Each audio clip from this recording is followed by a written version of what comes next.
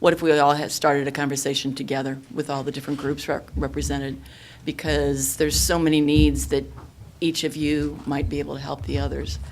And then Adele, thank you so much. She supplied these stats that you all have a handout of, and it crystallizes why we're here. The numbers are astounding. So with that, Chris is gonna moderate and make introductions, and thanks again. Please remember to speak into the mic so METV can have a soundtrack to go with the film. Our thanks again for attending. We hope to move the needle forward on possible strategies to improve the plight of the homeless and improve communications and collaboration within the community. That's our goal here, is to start the process. Specifically, we'd like to know what organization, nonprofit, government agency, or other entity could assist your organization's efforts in better dealing with homelessness. To get the ball rolling, we'll go around the room and ask you to speak for 2 minutes on that issue, and then we'll open it up to a general discussion. And we'd like Adele to start, since she's at the forefront, followed by Salvation Army. Good morning, everybody. I think that Turning Points, one of the things I've been putting forth, because I just attended the conference, the annual conference, the state conference on homelessness recently, and one of the things that became clear to me is that the communities that are making headway on reducing homelessness are those that actually are using strategies and plans that are best practices throughout the country. And if you look at those strategies, almost all of them involve housing first, with a combination of other supportive housing, permanent housing, other options available. So obviously, the main thing having to do with homelessness is housing. And what we've done in Manatee County, I think, is develop a great network of services between and collaborations with agencies. But what we haven't done so well is look at what do we need to get those people off the street. The shelters are always overutilized, and they are over capacity, and shelters are not getting people off the street.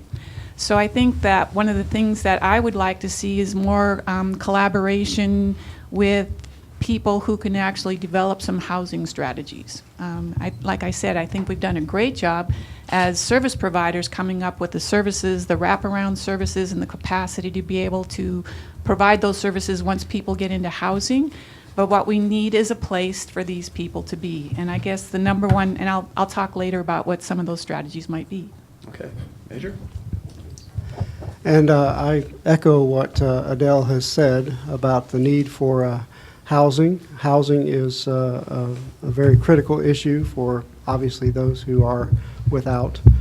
And we would like to be able to have a person dedicated to assisting, those who are seeking housing, that they would that would be their job to help people to locate housing, and working with landlords and those that have the housing that would be affordable, that they could be able to utilize.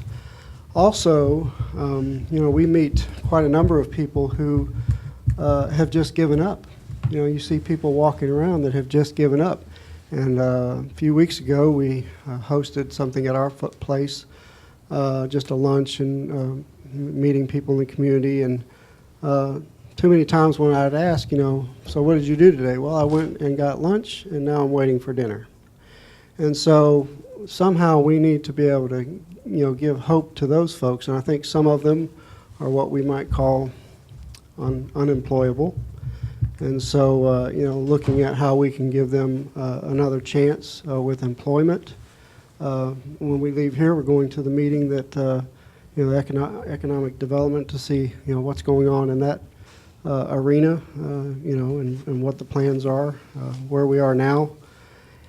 And just, being able to, give people that hope, that, there is something, and that motivation, there's something, that you are working for.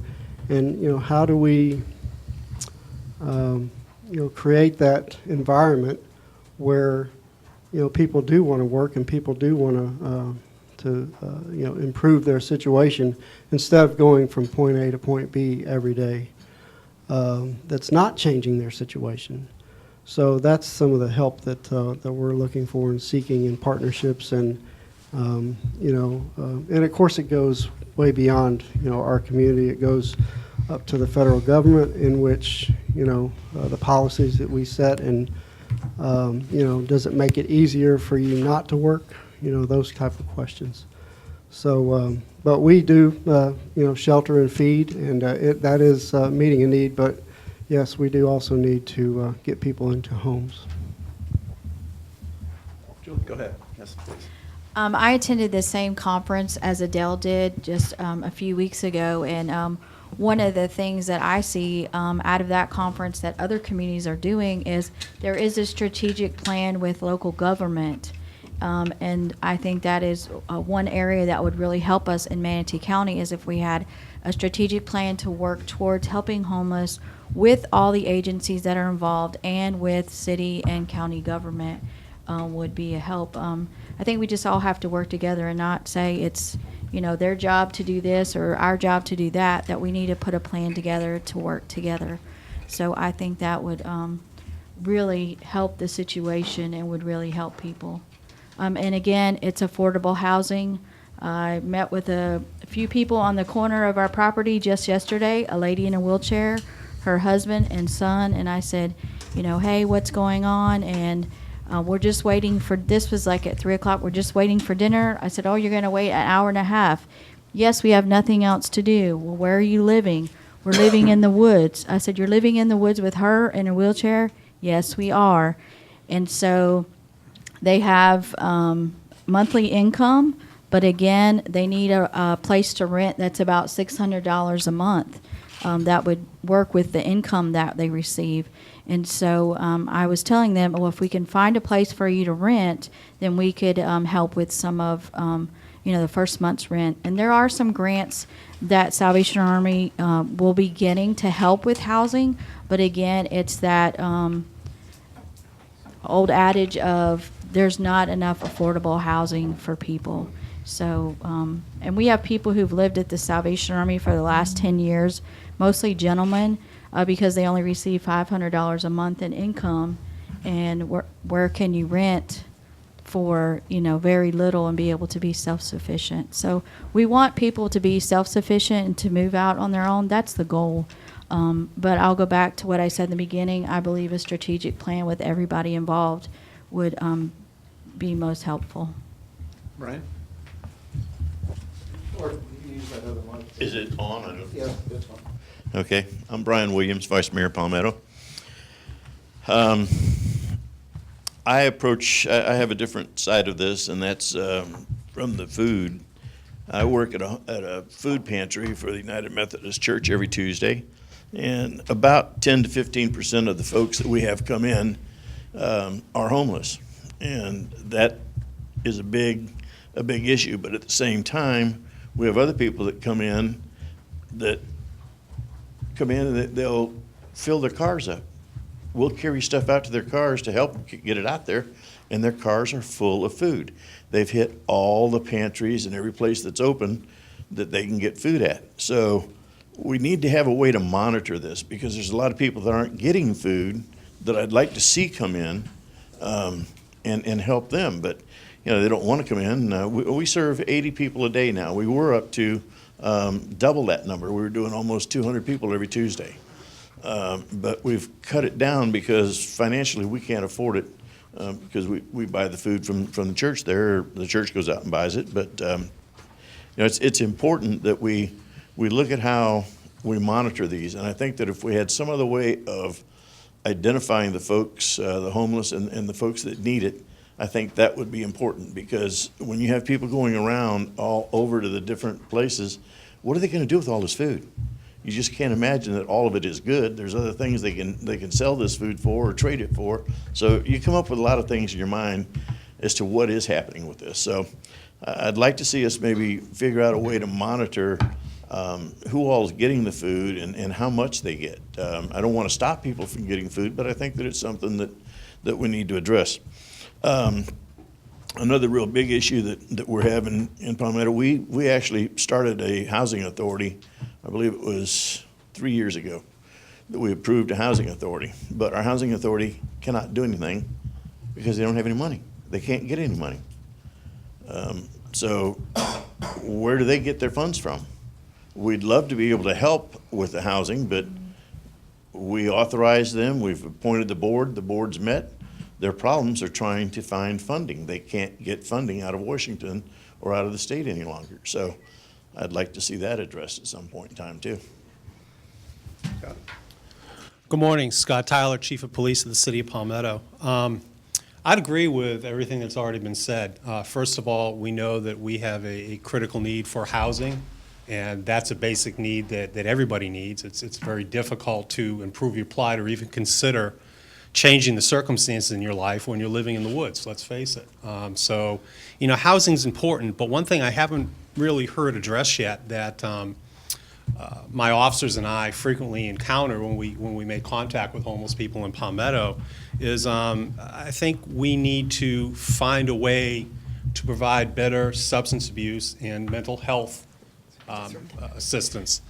And we're not just talking about critical care. We have a lot of fine organizations, and you know, I think we do an adequate job of that critical care for substance abuse and mental health. But it's the follow-up that folks need, especially those that have an addiction.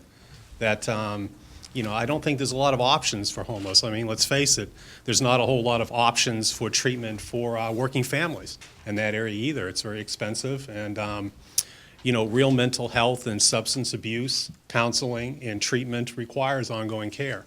So I think this is something that this community could do maybe a better job at, and something we really need to look at. Until these people can, a lot of these homeless folks, until they can get some help and get some assistance and develop strategies and coping mechanisms to deal with those demons, it's going to be difficult for them to change the way they live. So I would encourage us to look at that. Mike Resloski, Police Chief for the City of Bradenton. I agree with Chief Tyler. The issue is for us that people have to understand for law enforcement, this is not a problem that law enforcement can arrest away, and we don't want to arrest it away. We really want to be in the business of referring people when we run across the homeless people. That's what our officers prefer to do. Our biggest problem is the homeless that do have the alcohol or drug abuse, and it just seems to be not enough services to get these people off the street to give them help. And if we have to take law enforcement action, it's so expensive to incarcerate these people. So financially, incarcerating them is not the answer. We need actually more treatment centers for the officers out on the street to refer these people to. And I think that would be the biggest help for law enforcement. I'm Wayne Post, I'm Mayor of the City of Bradenton, and I'm also the Police Commissioner. And what the Chief is talking about is we get people and we Baker Act them. We could put them in Suncoast Behavioral Center, someplace like that. They're in there for a very short period of time, and then they're back out on the street because it's no long-term care involved with that. My wife's a nurse and works in that particular behavioral issue, and what we're finding is they're even from Fort Myers, they're sending people up to us because we have room, but the people that come here, they don't pay. So it becomes our issue up here. I think the whole thing has to do with finances and money. It's an everyday problem for all of us, but it's certainly one that the homeless issue is very difficult to solve. We need mental health help. We have to pay for that kind of thing. We need more institutions and more places that people can get mental health. We need housing. We have drug and alcohol addictions that we're being overwhelmed by. We can't really deal with that. And again, we Baker Act people that are going to get in trouble, and they're back out on the street before the next shift of police officers comes on. So it's a tough issue. People want to get at this. There are churches everywhere that are collecting food, but we need to go through the food bank of Manatee so we can coordinate that thing. We're pushing very hard to get that done and to help people. But, you know, they want to take ownership. When you gather the food, you want to take the ownership of it to hand the food out. And as Brian said, you get a person who's got a car full of food. A person stopped me on the street the other day. I was down at our Public Works Department. A woman came by and she had a bag of food that she got from Turning Point's organization, and she says, "You want to buy this food?" And I said, "Well, how much do you want?" She said, "I want 70 cents. I said, "Why do you want 70 cents? She says, "That's because that's what I need to buy a pack of cigarettes." So she was willing to sell me the food for 70 cents to move on. So we're trying to get at the problem, but it's a very, very difficult issue. My name is Mike Carter. I live downtown. I also own property and businesses on Old Main Street. So my employees and staff at our businesses interact with the homeless on a daily basis. We experience trespass. We experience property damage. Our guests are often harassed by the homeless. And these types of activities are creating a divide between the business community and the homeless population, and probably to some extent the organizations that are trying to help the homeless in our community. And I think that it would be very helpful to try to bring those organizations back together and have the business community understand better not only what are the issues that the homeless are facing, but how do we respond when we have trespass or harassment, and what's the appropriate thing for us to do? We become frustrated. We want to protect our guests and keep our properties clean and open and inviting to our guests, and it's often difficult when a certain demographic is abusing that situation. We have several on Old Main Street that have been there for years that are kind and polite and don't bother anyone. And then we have populations that show up that no one has ever seen before that are aggressive and might be abusing the shield of "I'm homeless." And to be honest with you, I think they might be abusing it, panhandling, collecting food and selling it, and making a living out of being under the guise of being homeless. And perhaps they are in reality, but there is a divide building between the business community and the homeless issue that needs to be addressed. And I'd like to participate and offer my insight as much as I can to see if we can help that process. Good morning. My name is Dave Gustafson. I'm the former director of the Bradenton Downtown Development Authority. And certainly when I think of this issue or any issue, I look at it in a very systematic kind of way. And so my thoughts just that I've written down here just as we're sitting here, one, do our due diligence and create a plan and move forward with that plan and know that the plan is going to have to be fluid and constantly evolve. Two, build the local team while you're moving forward with that plan and at the same time. Three, determine and investigate the success stories around the country. There's no need for us to reinvent the wheel. There's a lot of success around the country, and we just need to move forward with that. Recreating the wheel, I think at times is what people have, maybe that's the pitfalls that they run into at times. And the thing that I really love about this community, ultimately, is that we roll up our sleeves, we put our egos aside, and we work together as a team. And that's really ultimately what it is. And I think, the homeless, a lot of the ones that I've talked to in the past, and I know that Mike Carter and the mayor and everybody has talked to in the past, is they don't necessarily like their lives in the current state. So housing, skills, teach them something to give them a sense of worth. And I really believe that when people have a sense of worth, that it just builds up them personally as well as the community. Thank you.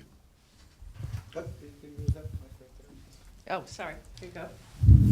Hi, I'm Betsy Benak. I'm chair of the Manatee County Commission this year. And I appreciate being invited to this and have listened to what everyone has said. And I've also done a little bit of research, talking to Sherry Corrier and looking back in history, because we do have a long history in this community of trying to address the homeless issue.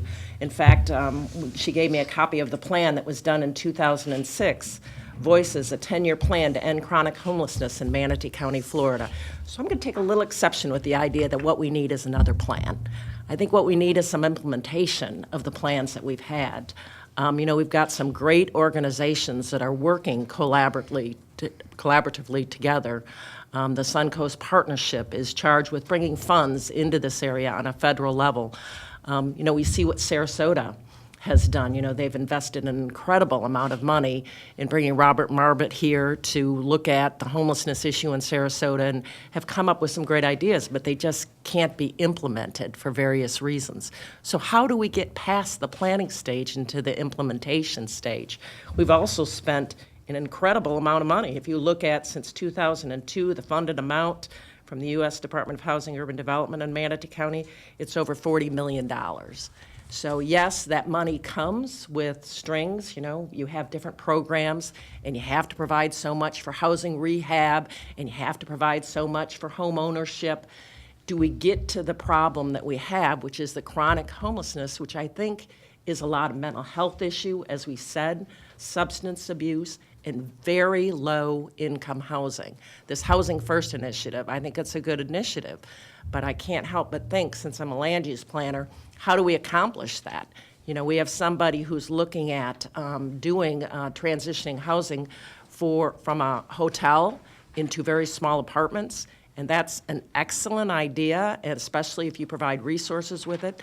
But in Manatee County, we don't have the density to accommodate that. You can't take a 200-room hotel on a 10-acre site and turn it into apartments. Comp plan won't allow you. So how do we address that problem? How do we get past some of those issues? We've got to start having a working plan to get to them. And I think that's kind of more what we need than another strategic plan, because I think there's a lot of pieces in place. I understand there's a group called the PATH group that is Persons Assisting Homeless that's meeting, trying to coordinate efforts. We have so many great organizations that work so hard. Shirley up in Palmetto, her group trying to build, what is it called, Strength in Action. So many churches trying to pull together resources. And how do we do this most efficiently but effectively? And that's something that I would like to be able to continue to work with the group. I have asked, put me on the schedule to go to the PATH group so that we can maybe make some progress, because it's frustrating. It's frustrating when you see a plan that's, 10 years old, a 10-year plan to end homelessness. Have we made progress? We actually have. If you look at the report that was done by the Suncoast Partnership, homelessness, according to the numbers, is down. How they do this study and they go out and they check and see. In Manatee County, it's down 32%. I think that's a good thing. But obviously, we still have many families. The affordable housing issue's only going to get worse. We know that interest rates are going to go up. We know that impact fees are probably going to go up. The cost of housing is going to continue to go up as, the baby boomers want to retire and move down here. It's a law of supply and demand. So how do we create the housing for the folks that need it at this very lowest end? And that's our challenge. So I look forward to working with you all. Good morning. Bill Galvano, Florida Senate. First of all, thank you, Bradenton Herald, for organizing this. And thanks to each one of you. At the state level, we sort of look back at communities and see what is going on the front lines, and each one of you and the organizations that you represent are doing a tremendous job. It's not easy in Florida.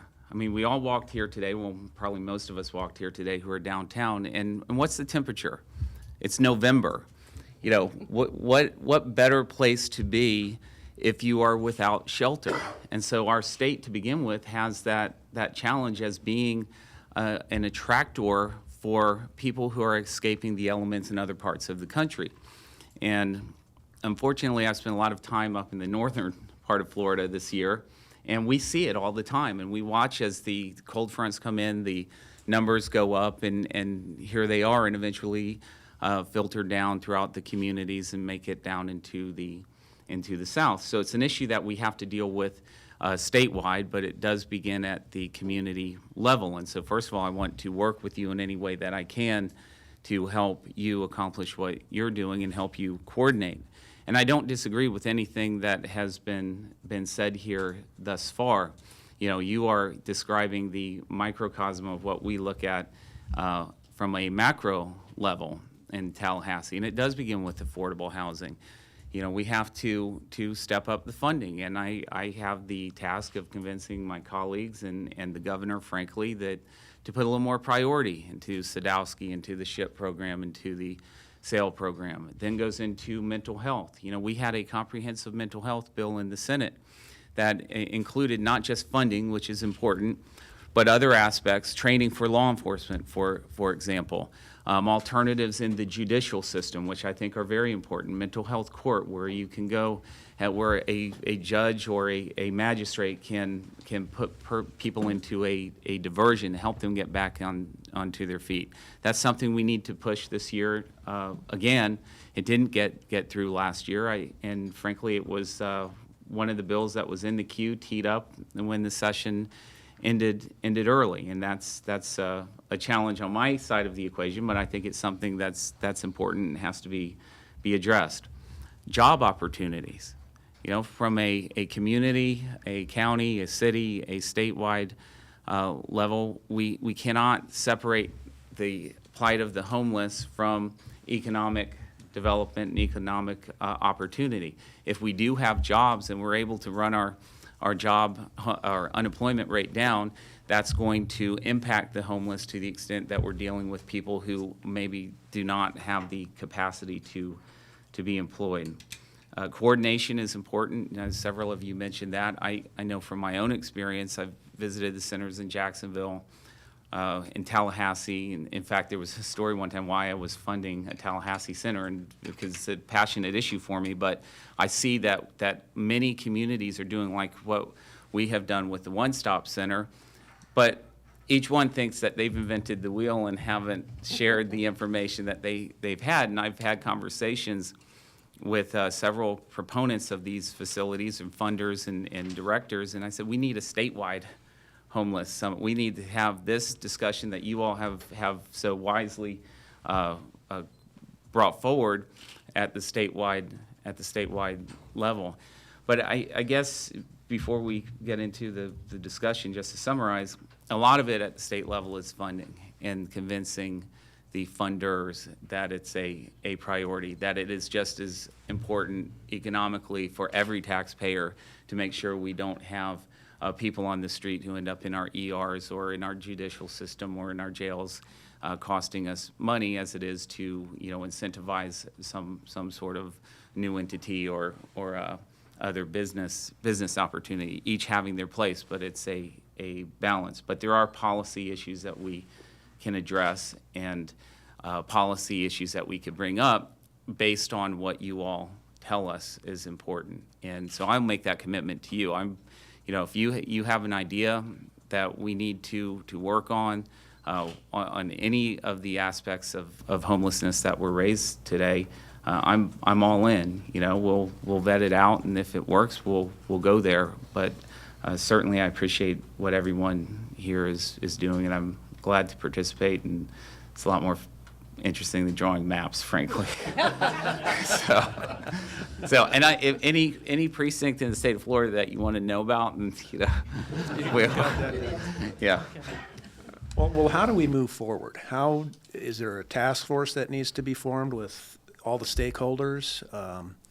Betsy, you've got a plan right there in front of you. What does the county take ownership of that and leadership of that, or how do we keep going on this effort? Well, I think I would defer to Adele, quite frankly, because she is at the front lines.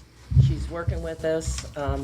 They can tell us, this plan, like I said, it's almost 10 years old. Obviously, it's not all been implemented. Bill talked about some of the decrease in funding that we've had to deal with under the SHIP and SAIL program, and that's been real. We finally are getting some money back because that money was diverted into the general fund, during the real economic downturn.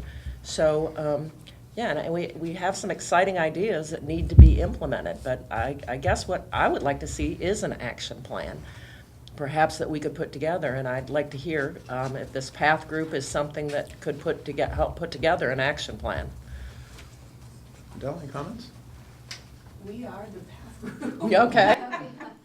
PATH group is anybody in the community who is, the PATH group is people assisting the homeless, and it's all of the agencies, providers, law enforcement, hospital representatives, everybody that touches what we call the continuum of care from being homeless to being completely housed. And so what we usually end up doing, because we don't really have the participation of some of the people that we need, is using it to network and make sure that we do have the information about each other's programs, making appropriate referrals, what kinds of resources we do have in the community. So I know who has money to put somebody in, how do we make a referral, and there is that information system, the Homeless Management Information System, which we have tried to get. This is one thing that could change, is somehow bringing the food pantry people onto the HMIS so that we could coordinate who's getting what and how much they're getting.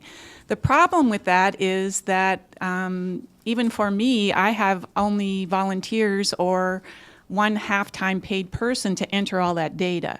So being able to find maybe one person who enters the data for the whole county, I don't think it's an insurmountable thing. It's just, again, you can't make a plan, which a lot of that, quite frankly, that plan was, without the people who are going to have to be there to implement it. All of the people who made that plan, because I was here when that plan was made, are people who were involved in providing services. We had one or maybe two people from the business side, and we had very few people from the law enforcement, other people. So if you are talking about something, I don't think that plan's going to give you a starting point. I think you need to start over and look at where are we now and what are our current needs. And what I've seen from, and Julie, you might want to add to this, but what I saw from other communities is that there are different kinds of homelessness we're talking about here. You're talking about chronic homeless, you're talking about chronic homeless.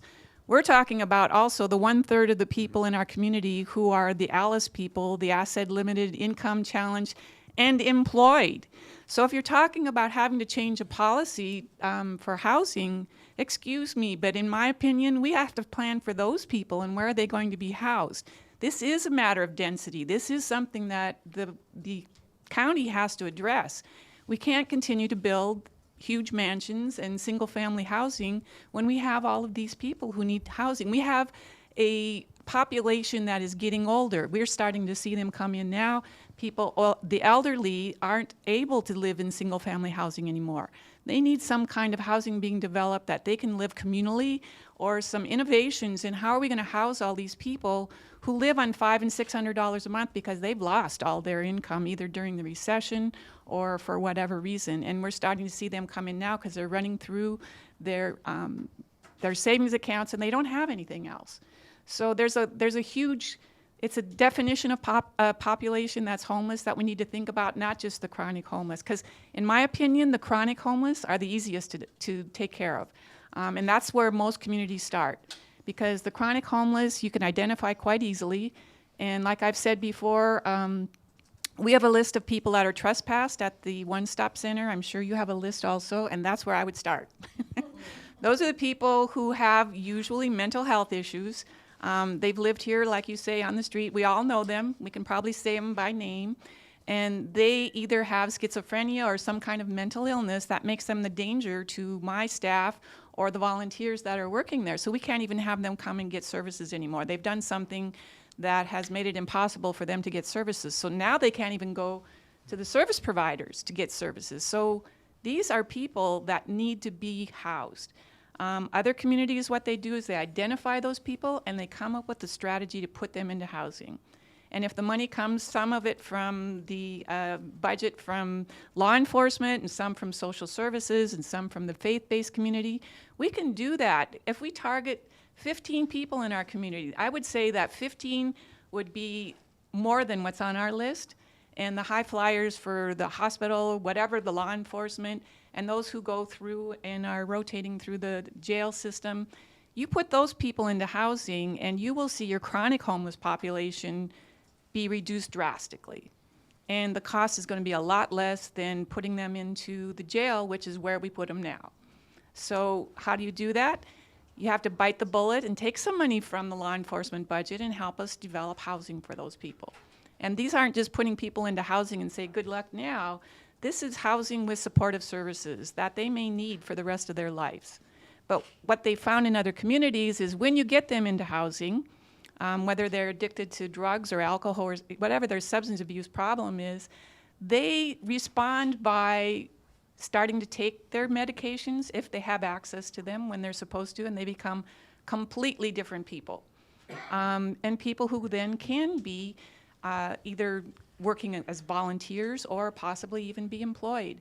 It's amazing the transformation that some of these people have, and a lot of people recognize that living on the street takes a set of skills and a little oomph that we don't have just living in our houses, not having to face those kind of survival things. But if you can channel those things in the right direction, those people are going to be contributing people.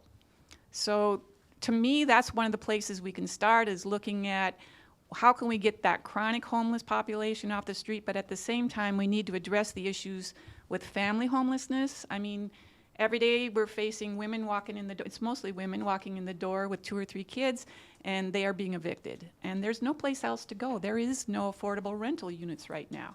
So these are all things that I think need further addressing, but I would really support Julia's idea, which we at the Turning Points have made the decision that we can't do housing. We don't have the capacity, I don't have the time. My board has made the decision that we've already bid off more than we probably should have, and we just don't have that capacity. That we do need a leader in this community who's going to take on housing. Somebody that we could all go to, the faith-based organizations can go to, that person is the person in the community that we would turn to, looking to develop housing, looking to coordinate all of the services, but that we need one person or office, whatever, to be that person. And I guess the other thing I would say is that I've already started with the faith-based community. One of the churches in the area has 4 apartments that we used to use to put people into housing. Those apartments have now fallen into disrepair. So what better way to get started than to have a group project for the community to fix those projects up, so then we can put people in those apartments. And I think if you have a project like that where you can see instant success and get some synergy working, that people can recognize working together may be better than trying to do it themselves. And there's group recognition as well as silo recognition. So I think that's a possibility. Before we get away from it too much, Chief Radzlowski, Chief Tyler, Adele made a couple strong references to law enforcement and the handling of the chronic homeless. How do you?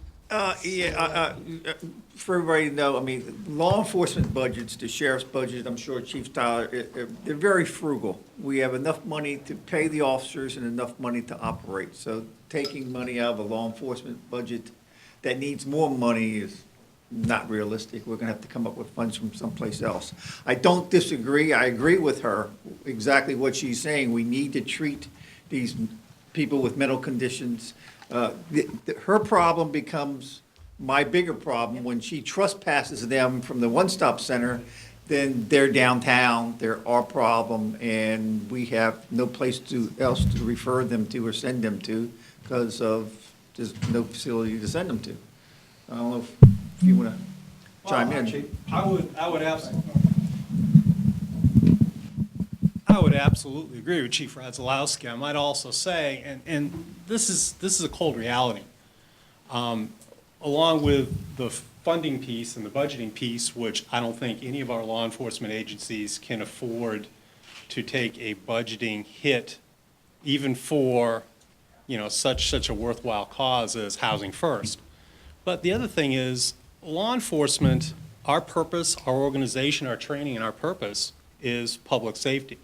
Now, as far as interaction with a homeless population or any specific population with specific needs, we're there to ensure their safety, and we're there to make referrals to other organizations that are better able to help accommodate those specific needs.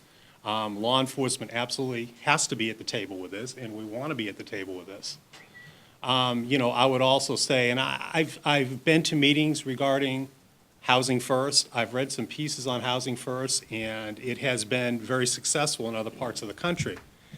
But I would say when I look at the individuals that you speak of that we can all name, the ones that live in Palmetto and the ones that my organization deal with on a weekly, sometimes daily basis, especially when they're off their meds and they're in a particularly manic state of mind.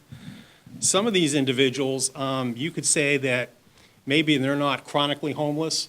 They live at home with family, they live in a house with friends, and when they're doing well, when they're taking their meds, when they're just out of either criminal custody or protective custody, they do well for a few days, and then they're back, and the police are back at that address dealing with them. So I think to say housing first without mental health or substance abuse services in place, that somehow these folks are availing themselves of, we're spinning our wheels. We may be creating a bigger problem for public safety than we have now. So I would say, yeah, whatever we need to do for housing first, because they need a safe, comfortable place to live, but this population also, many of them need these services. Not all, but many of them do. Well, the funding issue seems to be the real sticking point. That and access to mental health care and substance abuse. Mental health is, you're right, we can put people into housing, but if they don't have the mental health care, then they end up tearing an apartment apart, and then one can't find a place to put them again, and then that landlord doesn't want to rent to them, or no other landlord wants to rent to them. So we definitely have to have the mental health picture as part of that. I will say that we have been meeting with the sheriff's department, and that we're planning on doing what we call it's recovery pods. We don't like the name pod, so we're going to change it to units. But we're working to have a program where we actually go into the jail. We'll go into the jail at 7:30 in the morning for a meeting, 7:30 at night for a meeting, and also at 10 and 2. These will be life skills. This will be a pod of people in the jail who actually want to change and that will attend these meetings. And then hopefully when they get out, we'll be able to assist them further than not returning to jail. Even if there's people in those recovery pods who aren't from here, who want to go back to wherever they came from, we want to be able to assist them to get back to wherever it is if it's not locally. So we have been working with him to create this. We're hoping to have some more meetings and to get actually a start on this in February. We'll just have a what do you call it when you do a trial run? That's not the word I'm looking for, but we'll just do we'll do a pilot program. We'll have it with men and women, and we'll have someone going into the jail to do this program so that hopefully we can target them. I mean, they're a captive audience if they want to be a part of it, to see if we can help make some change before they get out of it. It is a program that's being done in Sarasota County Jail. It's been done for years there. We're not reinventing the wheel at all. We're actually taking the gentleman who started it in Sarasota. He's actually helping us get it started. So we're not reinventing the wheel at all. We're just taking something that's been done really well and bringing it to Manatee County. So I just wanted to let you know, as far as law enforcement and agencies working together, that's something that we've been working on. Do you know the success rate of the Sarasota program? Yeah, it's very good. There has been a low recidivism, rate of people, coming back through the jail system, and some great success stories there. And they have a breakfast every year, and we want to model after that as well, where they celebrate the successes, and law enforcement and those who have gone through the program meet together and celebrate those. And it's a great encouragement for them as well. If I can make a comment. I think, Adele, you hit on it, that there are categories of homeless, and at the state level, we even create subcategories. For example, you'll see legislation this year that is veteran-specific. So that's a category in and of itself. I agree with what I'm hearing on the mental health side, and let's not forget the health side. And for example, at the One Stop Center, a lot of what is done there, thanks to the good contributions of LECOM and our local medical society, our dental society, has to do with just keeping people healthy and out of the ER and keeping the cost down for the rest of us who would incur that. Bottom line is, we need to address mental health at the state level. It's been far too long. When I was in the House of Representatives, the Supreme Court put together a committee under Justice Lewis. Judge Leifman led that committee. We had a comprehensive bill that frankly I carried, and it didn't get through. It didn't get a lot of traction because it's just not been the priority that it should be. We took a run at it last year. We're going to tee it back up in the Senate this year. And so what I would propose, at least from a practical step, is I'll get each one of you in this room a copy of what that bill as soon as possible. I say Brody's hopefully taking notes.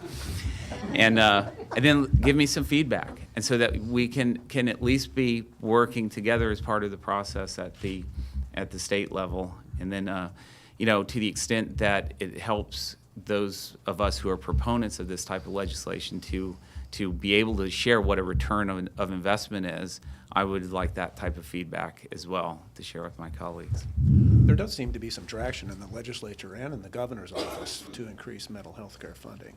Yeah, it's coming around. It had, in my opinion, the best atmosphere that I had seen in my legislative career last year, and we began, before session, and Senator Garcia, Senator Dieter was involved. Many of us are involved because we're recognizing that it is an issue.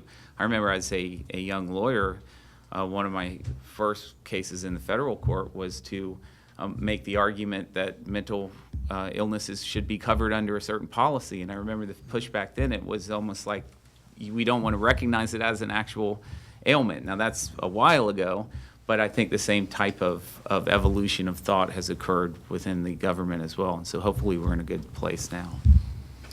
Do you see movement that the Sadowski Housing Trust Fund will not be rated?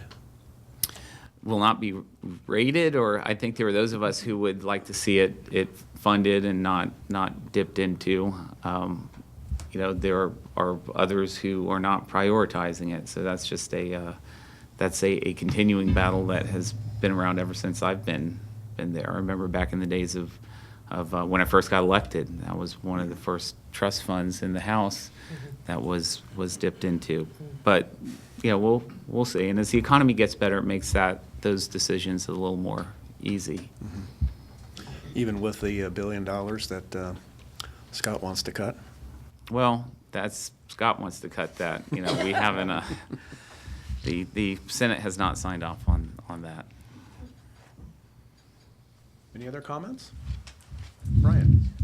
I think one of the things that Betsy brought up was that for the comp plan, working with the comp plan, we could make changes in the hotels that want to go into a smaller housing, affordable for people that are homeless but have an income and so forth.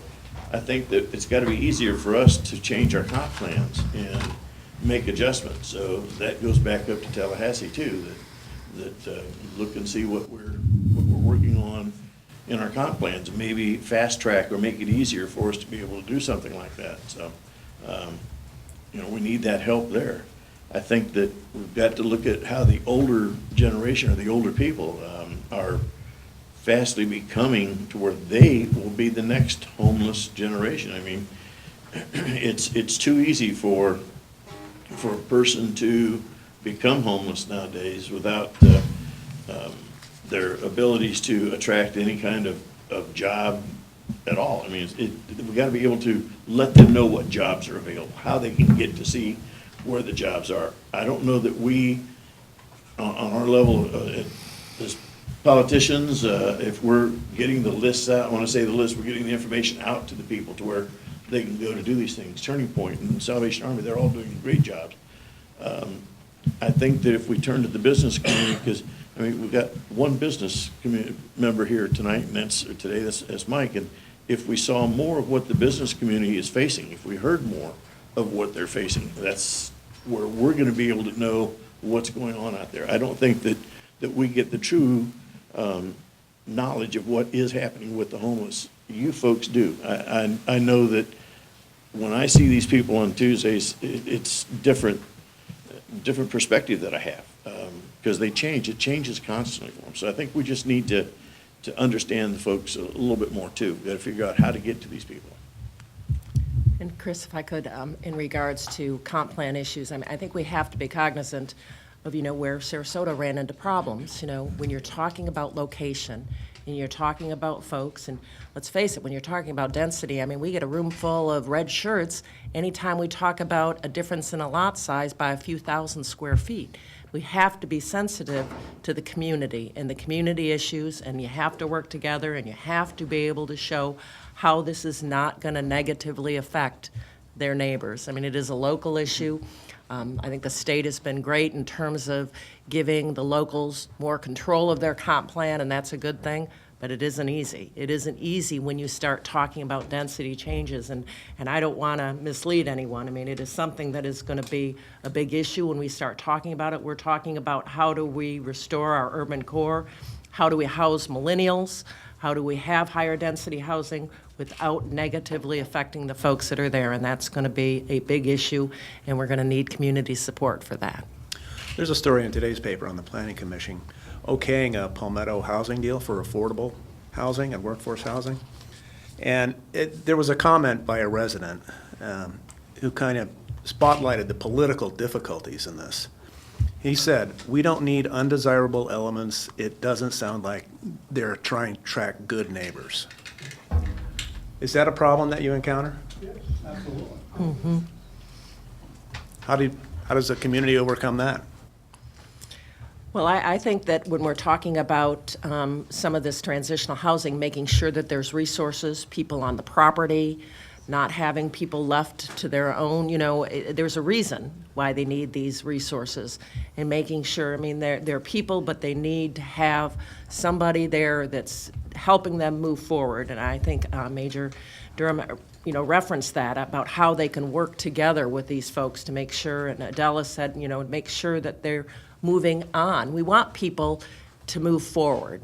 Once they're in this situation, we want them to be on their own feet and being able to move forward, but we know they can't necessarily do it by themselves.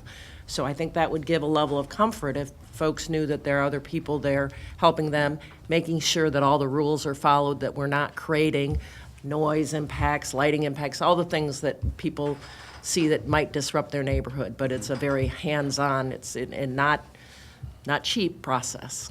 Right, you're talking about case management? Yes. Well, it's supportive housing, and part of the issue is that I can get a grant to put a family into housing, but I can't get a grant for supportive housing. So my case managers are doing all they can to get people into housing, and we're doing our best to provide a class for people to do budgeting and all these types of life skills, but I don't have enough money for more case managers to go out and to be able to do supportive housing. And we see it every day. We have a gentleman who was in our shelter who an organization had a grant. They put this person into a housing apartment. He was there for 6 months, and he said not one time it's a mental health issue with him, not one time did someone come and visit him. And his time was up, the money ran out, and now he's back at the Salvation Army. So there is an issue, underlining issue there of being able to provide that supportive housing. Everybody wants to do it, but I just don't see the grant funding out there to help with this supportive housing. And it is a key component of putting people into housing, I believe. Because we have money to put people into housing, but like you said, you just can't just put them there and say, okay, now you're on your own. They need support. Whether it's we can rally the churches around to help give support, we can provide the opportunity for life skill classes. Maybe other organizations can just say, I'm going to provide life skills for people.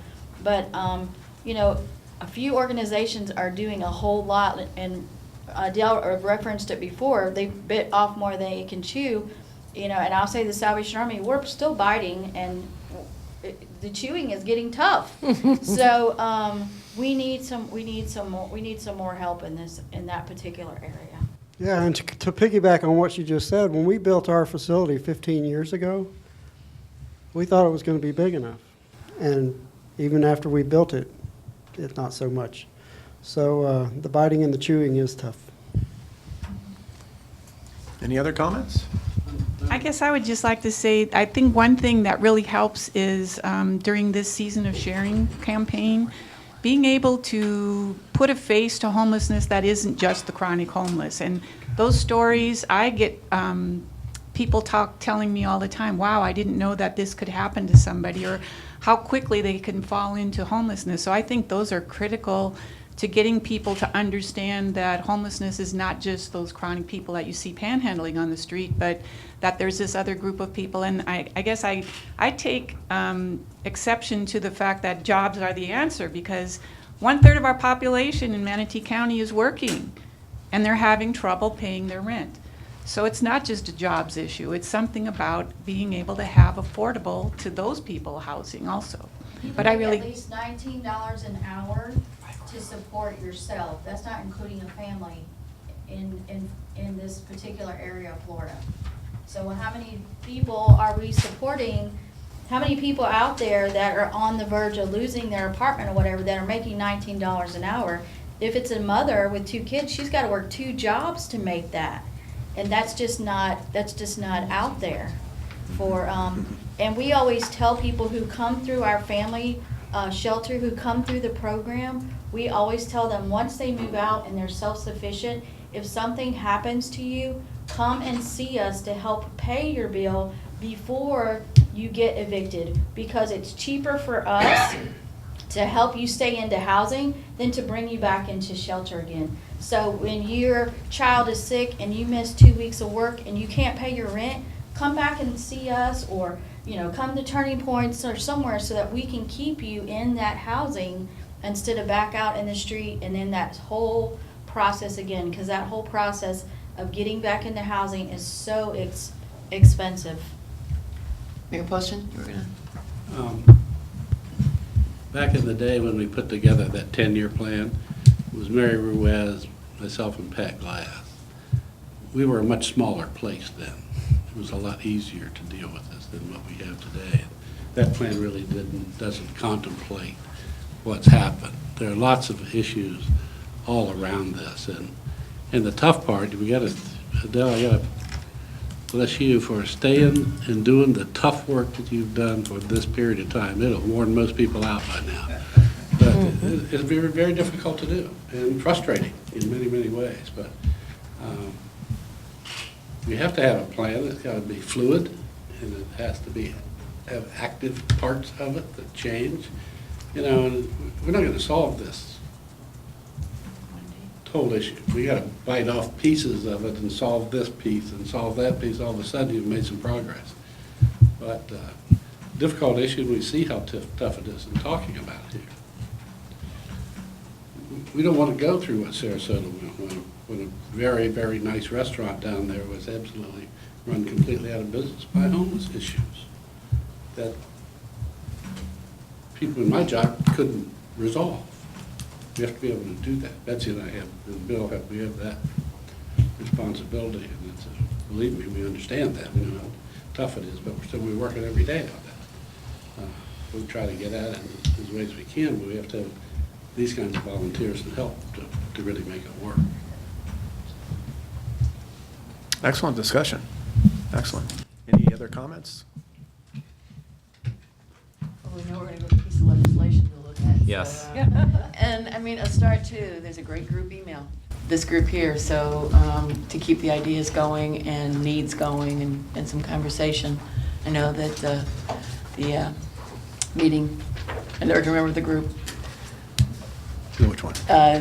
that's gonna meet on homeless, December 3rd. I think you're the Oh. keynote. oh, the Tiger Bay. Thank you. Yeah, so it is, it's on other agendas, but, We'll attach the staff analysis, which are like the cliff notes. So, good. Appreciate that. Well, thank you again, everyone. Yeah, thank you very much. Appreciate Thank your you.